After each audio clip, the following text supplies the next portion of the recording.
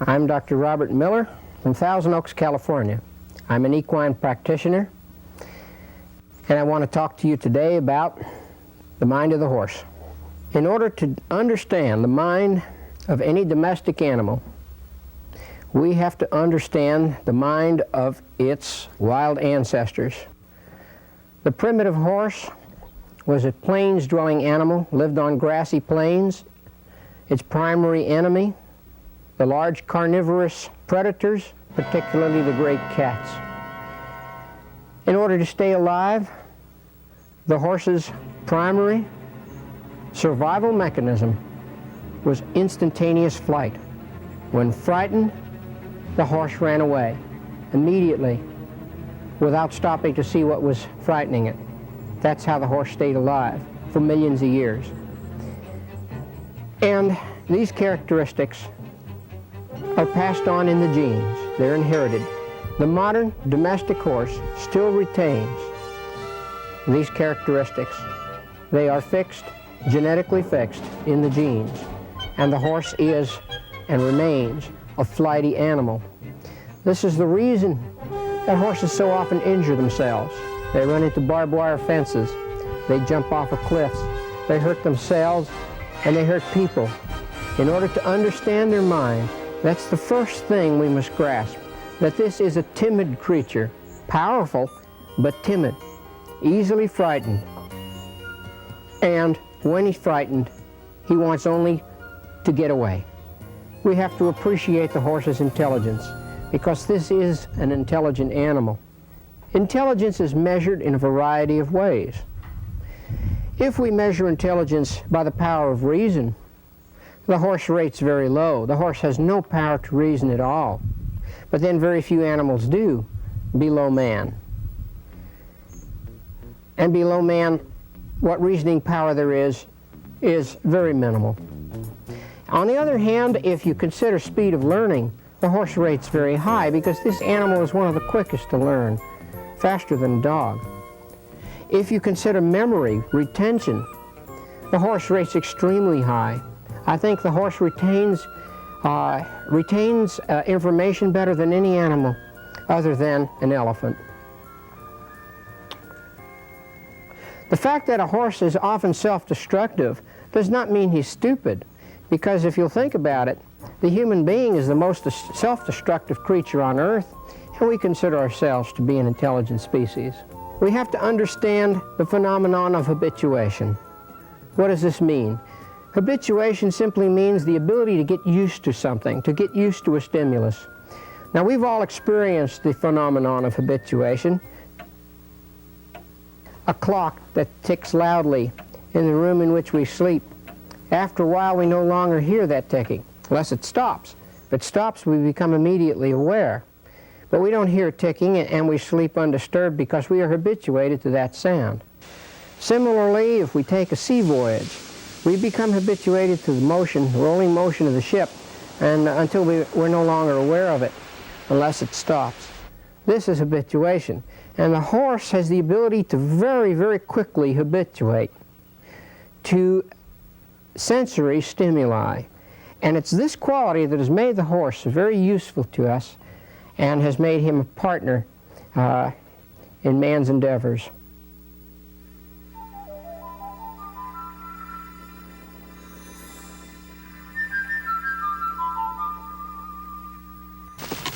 There's the reaction I wanted. Okay.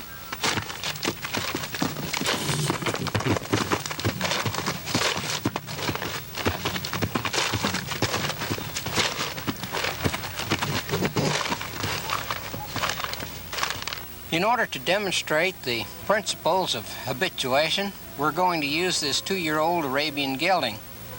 He's not my horse, and I've not worked with him before. He's halter broken, but he's not been exposed to a lot of frightening stimuli, and he's the kind of horse that we want for this demonstration.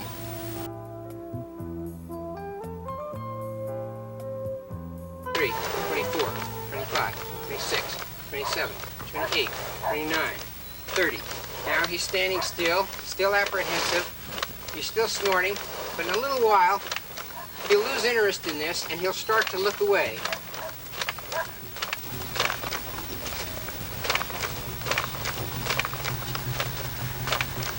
Now, that's a perfect illustration of habituation to a frightening but non-painful sensory stimulus. We're getting a multiple stimuli here. He's getting an auditory stimulus. He hears the sound, which is very frightening because he doesn't understand it. He's getting a visual stimulus. He sees it. He's getting a tactile stimulus. He feels it. And he's even getting an olfactory stimulus. He smells the sack because it's frightening to him. This coat has never been touched on his offside. We get a fear reaction. And then I repetitiously repeat that stimulus, and somewhere between 30 and 50 times you'll find he'll lose his fear, he will lose interest in what's being done, will be unaware of it, and will then be habituated to that particular stimulus.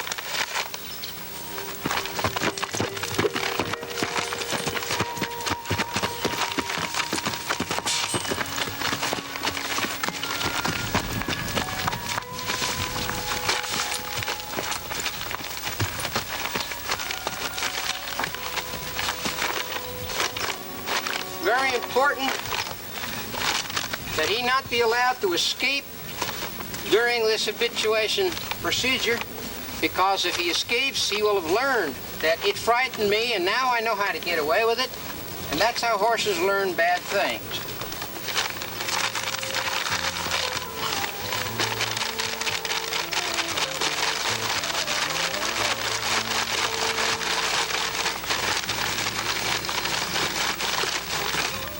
If I move to a new spot, the fear reaction will return because a horse cannot reason and he cannot say, it didn't hurt here, so therefore it's not going to hurt there. So I'll start applying it to where the area that he's already habituated, and then I will move down to a new spot and you'll see that he'll jump again.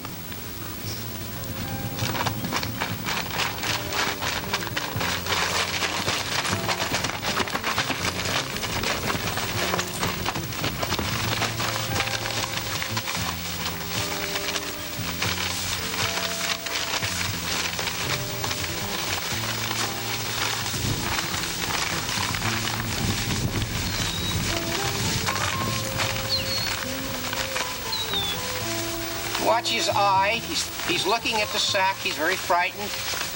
But now he's calming down. It's not hurting him. His ears are going forward. He's looking, or will look at the camera soon and become oblivious to the sack because he will be habituated to it. And this is a permanent thing. There it is. He looked away. He's relaxing. I can feel his muscles relaxing. He may soon start to like it, because I haven't hurt him. I frightened him, but I haven't hurt him. And with this technique, a horse can be habituated to absolutely any frightening but non-painful stimulus. That includes cannon fire, police whistles, sirens, flags, a tiger riding on his back, whatever you want to do.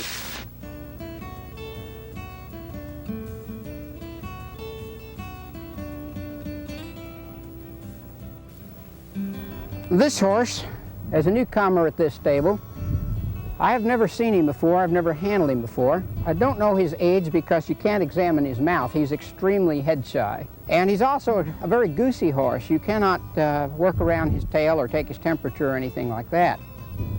Other than that, he seems to be all right. We can handle his body and pick his feet up. It's obvious that this horse has acquired a behavior pattern which he's had most of his life. I'd never get angry at a horse like this. His bad habits are something that are man-made. Somebody made him this way. And what I'm going to try to do is, in a relatively brief period of time, is to modify his behavior. The nice thing about this is that these behavior modifications, training if you prefer to call it that, usually has a lifetime effect. I'm going to show you his behavior now. You see, he's fine if we pet him here, but if we go to work around his head, and especially if I try to examine his teeth to see how old he is, he will not permit any handling around the head. He gets very upset, as you can see, and it really doesn't matter which side you work on. It's what's called head shy, or bad about the head.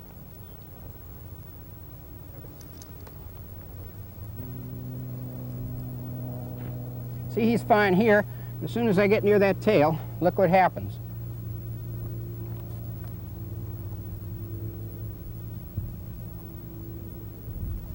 You can't take his temperature, you can't pull his tail or work around the hind end. In order to modify his behavior, my goal is not to make the horse fear me, because the horse being a basically timid animal, if I increase his fear, I'm going to make him more difficult. So I'm going to be the good guy. He's going to be punished when he behaves in a manner that I don't want him to behave, but he's going to punish himself rather than me punish him. The first thing I'm going to do is put a lip chain on him. Now, I prefer a lip chain to a twitch, because a twitch inflicts either very slight pain or very severe pain. And because it is never completely free of discomfort, it doesn't have the training potential that a lip chain does, which can either inflict severe pain or slight pain or none at all, very much like a bit. A bit, when it's fitted properly, is painless to the horse unless it's used severely. Now, getting a lip chain on this horse may not be easy, because he will not allow his mouth to be touched or examined, but let's give it a try.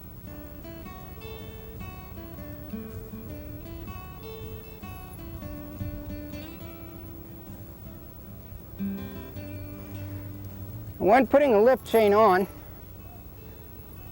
he's a wise devil, isn't he? When you put a lip chain on, never immediately pull on it to inflict discomfort to the horse, or he won't let you put it on next time. It's going to be difficult enough as it is. So I just take my time. Good boy. Take my time. Put the lip chain in place. Gently take it up, but I do not jerk on it. I do not hurt him. Not for quite a while, because I want to be able to get this on again anytime. I'll let him wear it for a moment. And we can now use the lip chain as a means of giving the horse negative reinforcement. That is, every time he does the wrong thing, he's going to punish himself. I'm not going to punish him. I'm going to be the good guy. As long as he stays with his head down quietly next to me, he won't get hurt. But every time he throws his head, something he's been doing all his life, he will punish himself. Most horses catch on with about three negative experiences. The other thing is I work very quietly, and I try to get the horse's confidence. Now, the first thing I want to do is find out how old he is. So I'm going to use the lip chain in order to let him examine the teeth. And you see, when his head goes up, now his head comes down to me, and I reward him. Good.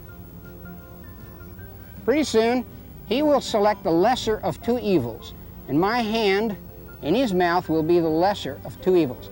This horse is not a bad horse. He's not a horse that will willfully hurt you. He's not an aggressive horse. He is evasive.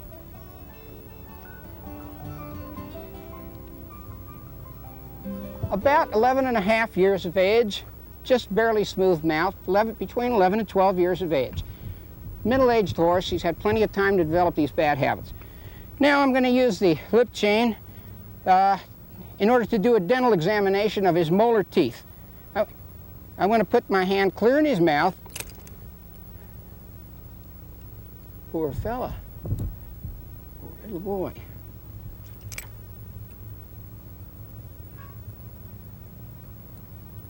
And as my hand enters his mouth, I loosen the chain. I'm rewarding him. I'm actually petting the inside of his mouth. I tell him, good boy. Good boy. And now he sees I'm not hurting him. He's allowing something there's no way he would have allowed before, and that is for me to examine the teeth way in the back of the mouth and he's got lots of points back there. His teeth need floating. And look, without hurting the horse, well, I shouldn't say without hurting him, he has hurt himself, but without shouting and beating on him and making him afraid of me, I have trained him in just a few seconds to allow the examination of the inside of his mouth. Now, the same technique can be used for any part of the body.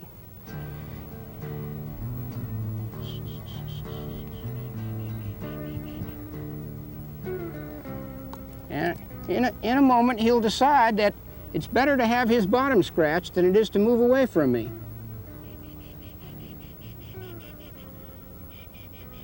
Like most horses, which is a very intelligent species of animal, they learn very quickly, and they retain what they learn indefinitely. Very goosey, new experience for him.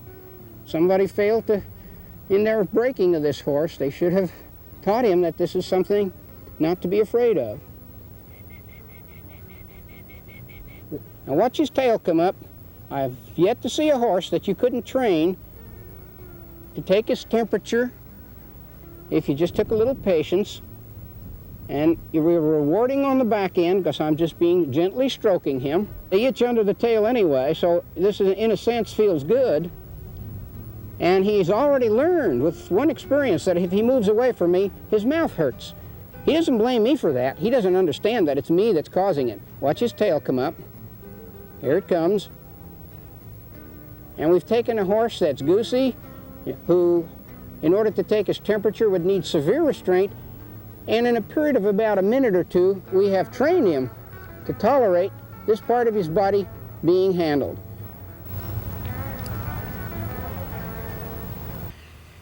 My philosophy is, if a horse can be taught to pull a wagon, if a horse can be taught to carry a saddle and a rider, march in parades with bands playing and carrying flags, horses have been taught to charge into artillery fire, then you can surely teach a horse to accept a thermometer under his tail, or a hand in his mouth, or a stomach tube up his nose, or any piece of equipment, or an electric clippers. The philosophy is the same. If it's frightening to the horse, but not painful, the horse should be able to overcome his fear by the process of habituation and by using a technique for behavior modification such as this, in which the horse is given the choice of the lesser of two evils, something frightening that doesn't hurt and something frightening that does hurt. And this horse, as you see, has very quickly made his choice. And I'm going to try something else now on this extremely head-shy horse. I was told he was head-shy, and I did find him such, as we showed you before we started working with him. I'm going to pass a stomach tube up his nose and train him to accept the stomach tube, something I'm sure that if he's ever had done, he must have fought really hard. Now, I'm going to attempt to touch his nostril just to show you once again how this horse will react.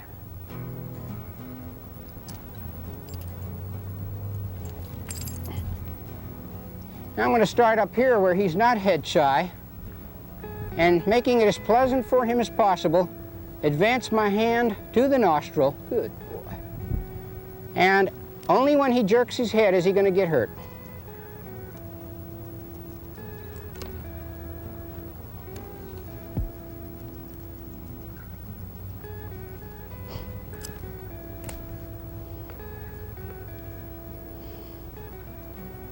He's very head shy, he's quite bad. Good boy.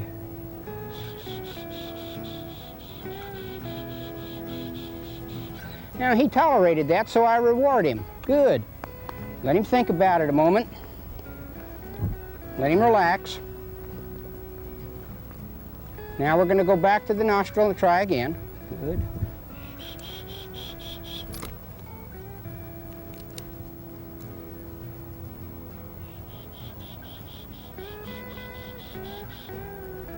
He's got his head down now. He's letting me rub his nostril. We've already achieved some success here in modifying his behavior. He wouldn't permit that a minute ago.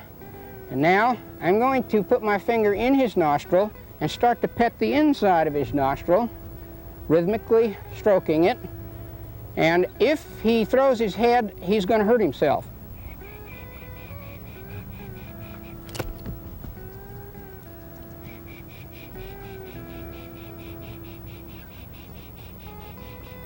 He has figured it out.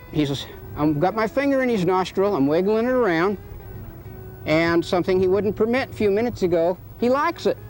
Good. You see, he looks very content. He's pretty happy. Now, I'm going to give him a big reward here.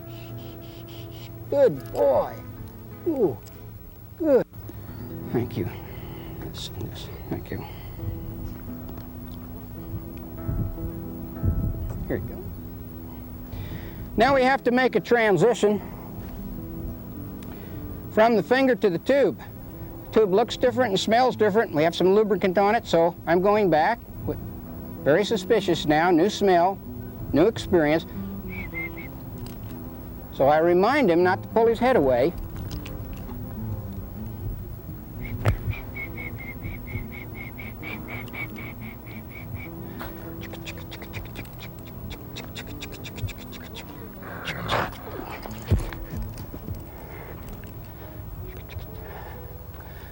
Good, good, good. He is a tough one, but we got him now. We got you now. There it goes, down the hatch. There you go. There you go.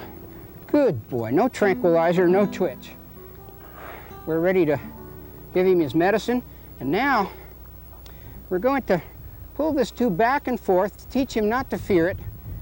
He'll remember this all his life. This horse will be trained to a stomach tube for the rest of his life. Good.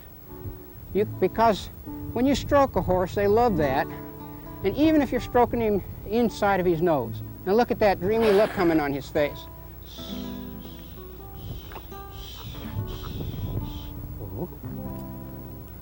If he moves around, I give him a little reminder with the lip chain. When he's good, I reward him with a kind word and a pat. I think that demonstrates that principle. Horses are herd animals, each individual being dominant to other horses in the herd and submissive to the rest. Now, the significance of this is that the horse is by nature meant to be dominated. Even if he has a strongly dominant personality, he can be dominated. And there are methods by which man can establish dominance over horse, make him submissive to us. Now they tell me that this next horse will try to kill you if you try to make him do something he doesn't like. Old-time bronc riders used to break a horse to saddle. They would tie up a hind leg on a colt. The primary reason you take one leg away from a horse is because it psychologically makes the horse impotent. It makes the horse submissive to us. And we can do the same on a front leg. Now that's not the same as hobbling the feet when they're flat on the ground, because if they're flat on the ground, the horse may be hobbled, but the horse still feels like he can run away. But when you pick a leg up and take it away from the horse, making, in effect, a three-legged horse, that horse knows that the lion can catch him, and he is very much disabled and put at a great disadvantage in the horse's own mind. So I'm going to slip this one-leg hobble on this horse now.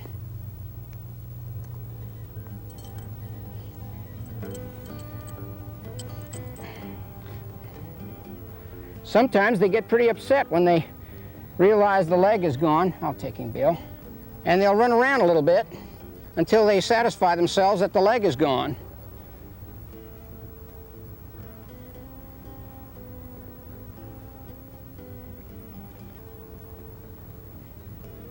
I usually step away so the horse will fully understand that he's lost the use of one leg.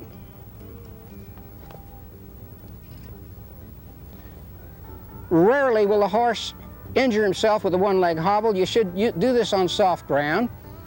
Sometimes they'll drop to one knee.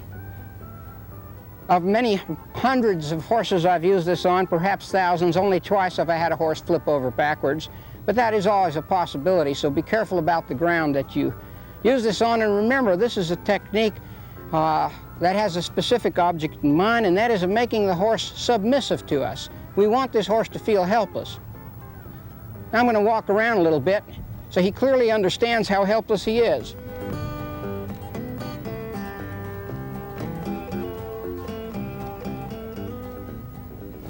Now he's worried. He realizes he's lost his leg, and I'm going to wait on this particular horse about 5 minutes now before I do anything else. I'm going to let him get fatigued and really start to worry. So we'll take a 5-minute break.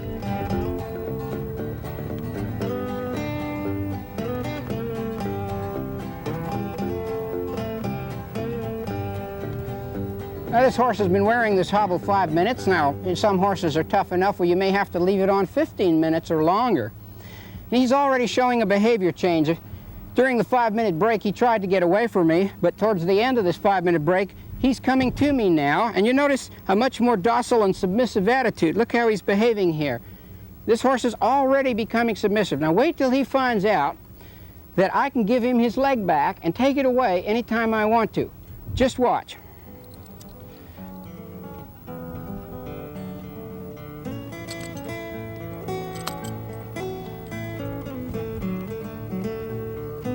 Good boy.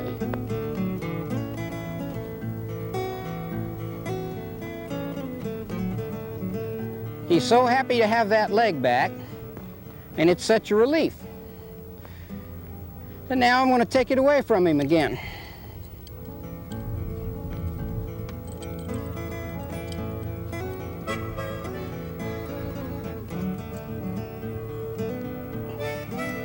And he meekly picks his foot up for me. I haven't brutalized this horse. I haven't shouted at him. I haven't called him any names.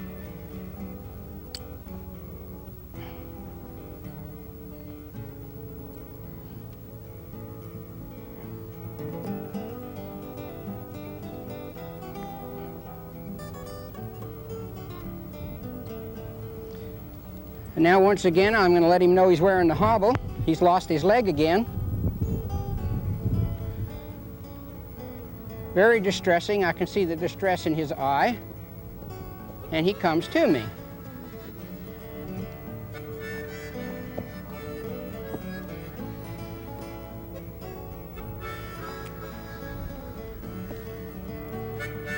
You want some help, don't you, fella?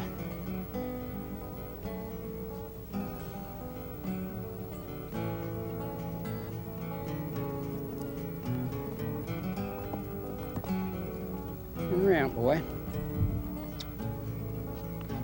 Around, boy. You want some help, don't you?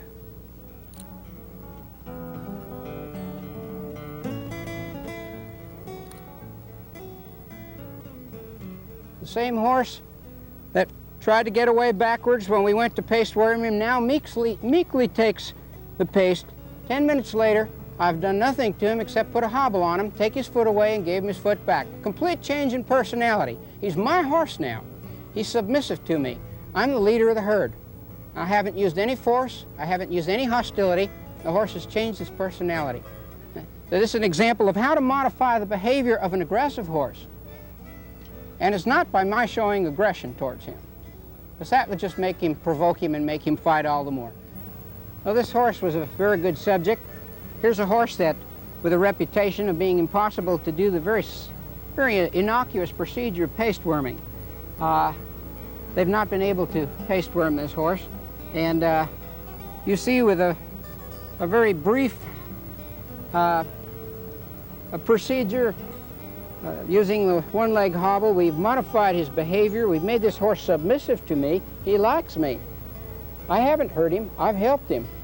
And you can see his attitude towards me is one free of fear and rather submissive, and that solved the problem, with that problem at least, with this particular horse. The same technique can be used to solve his many other behavior problems. This horse is hard to clip, he's hard to inject, he's afraid of paper, he's afraid of plastic, but the same concepts and techniques can be applied. It just takes a little patience, a little persistence, and a little consistency.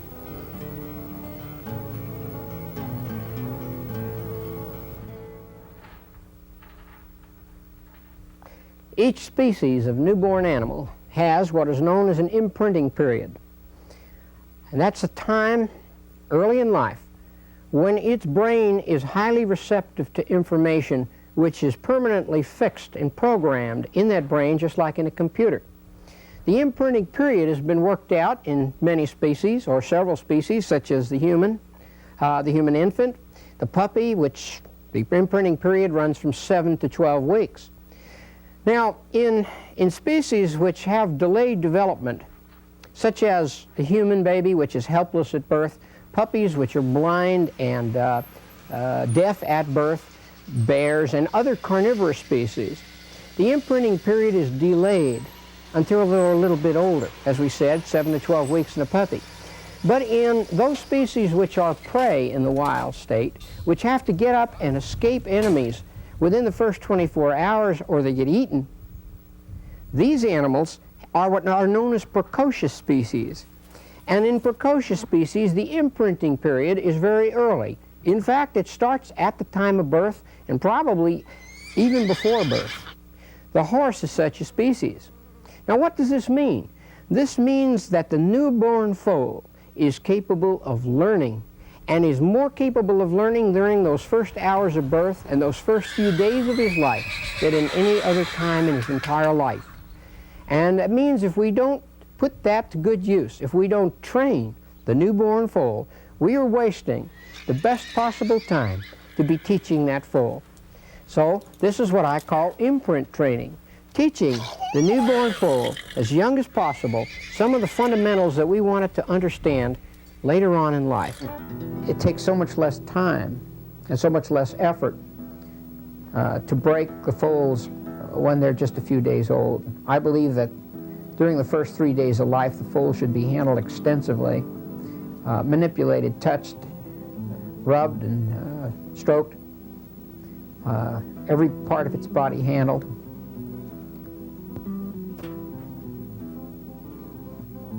Now you can see how this foal is actually adjusting to and enjoying the handling that it's getting. We'll never forget this. They retain this for a lifetime.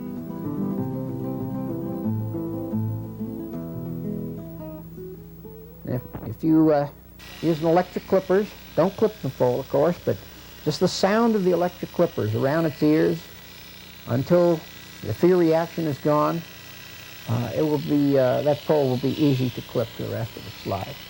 Make it a pleasant experience. I've found out that if you should use both the large and small clippers. They have a different sound, and since the horse can't reason, he can't say those are big clippers and those are small clippers, you should actually expose the foal to the sound of both kinds of clippers, because they're two different sounds to the horse.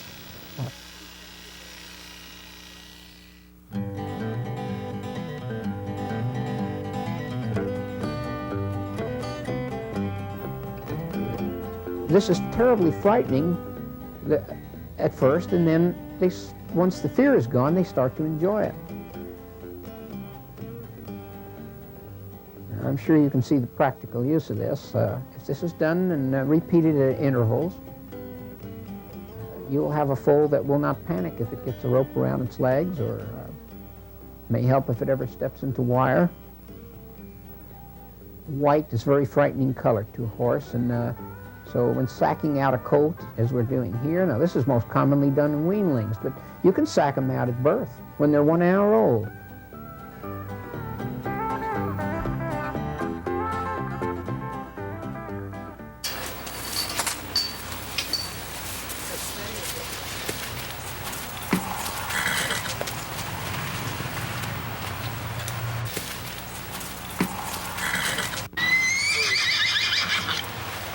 Here.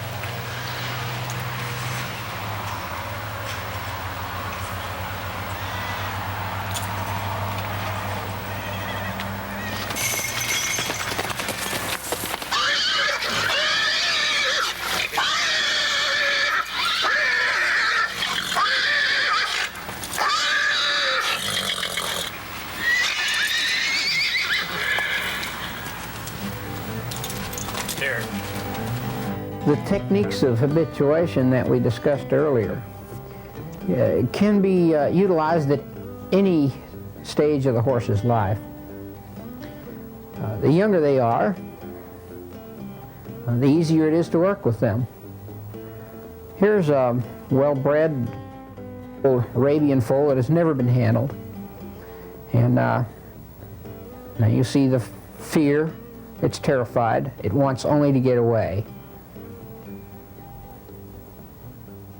And what we're going to do is desensitize it to sensory stimuli by repetitious exposure, rubbing. You'll see how quickly it quiets down as it starts to lose its fear and actually enjoy being handled.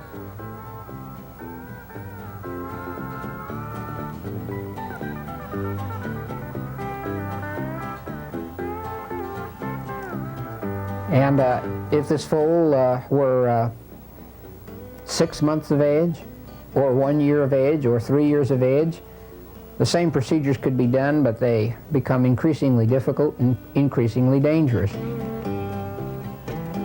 They take more time. So the younger they are, the easier it is to gentle them.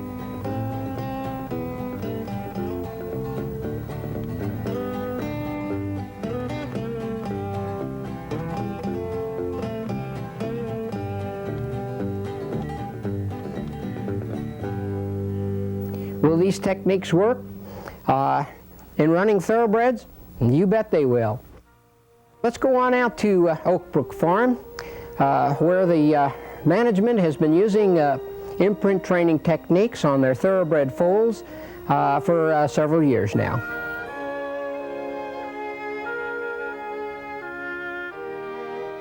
Good morning, Gene. Good morning, Doc. This is the Oak Brook Farm in Canoga Park, California. This Mr. Gene Todd is the farm manager. He's managed this farm for 35 years. On most of the racehorse farms that I call upon, the weanlings and yearlings are quite difficult to handle. For the past 2 years, Gene has been trying my imprint training method on the newborn foals, and I'd like to show you the results of that training method, which really takes very little time. This filly, weanling filly, she's 8.5 months of age, was handled all over her body when she was first born. She's had relatively little handling since that time, besides the usual sort of thing. Is that true? That's right. You don't really spend a lot of time with them. No, we don't. Now, for example, I can take my finger and insert it down in her ear, and you notice you don't see the usual resistance. In fact, she kind of lacks it. This is because this was done right after birth, and I don't suppose you've ever done it since, have you, Gene? Never. Similarly, I can open her mouth, put my hands in her mouth, examine her mouth. Doesn't frighten her. She's quite good about it. Take her tongue. Doesn't get excited. This not only makes life easier for me and for the people that have to handle this filly, but it also greatly lessens the possibility of her injuring herself sometime before she's ready to run.